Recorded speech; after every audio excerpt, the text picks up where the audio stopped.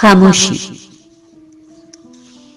نسبت روڈ پہ اس نے رکشے کو روکا اور اپنی منزل مقصود تک جانے کو کہا۔ ڈرائیور نے اسباق میں سر ہلا دیا۔ وہ ایک لڑکی کے ہمراہ رکشے میں سوار ہوا۔ لڑکی نے غالباً گیروے رنگ کا لباس پہن رکھا تھا جو تاریکی میں اور بھی زیادہ گہرا نظر آ رہا تھا۔ دوپٹے نے اس کے سیاہ بالوں اور آدھے چہرے کو ڈھانپ رکھا تھا۔ راستے میں اس کی آواز مسلسل آتی رہی جبکہ لڑکی زیادہ تر خاموش رہی۔ اس نے پھر پوچھا، کیا اب تم بار بار بلانے پہ آیا کرو گی؟ لڑکی نے شاید اس کی طرف دیکھا بھی نہیں اور خاموش بھی رہی۔ پھر کب آؤ گی؟ پتہ نہیں۔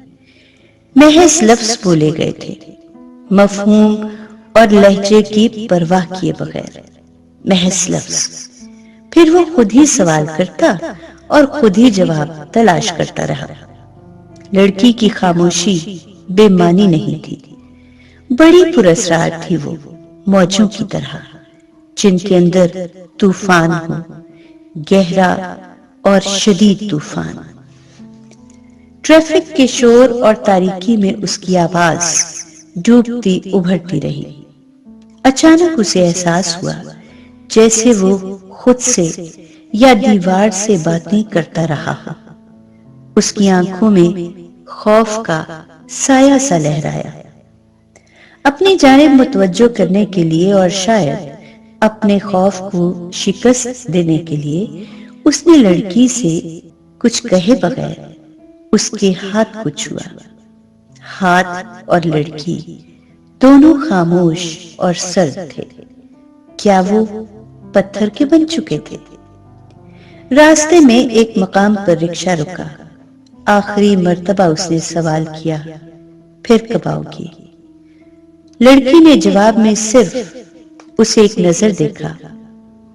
لڑکے نے اسے اقرار ہی جانا، وہ یہی جاننا چاہتا تھا نا۔ اس کا ہاتھ ایک پل کو ہوا میں رکا اور پھر جانے والے رکشے کو وہ دیکھتا رہا جس میں اب ایک تنہا اور خاموش لڑکی بیٹھی تھی۔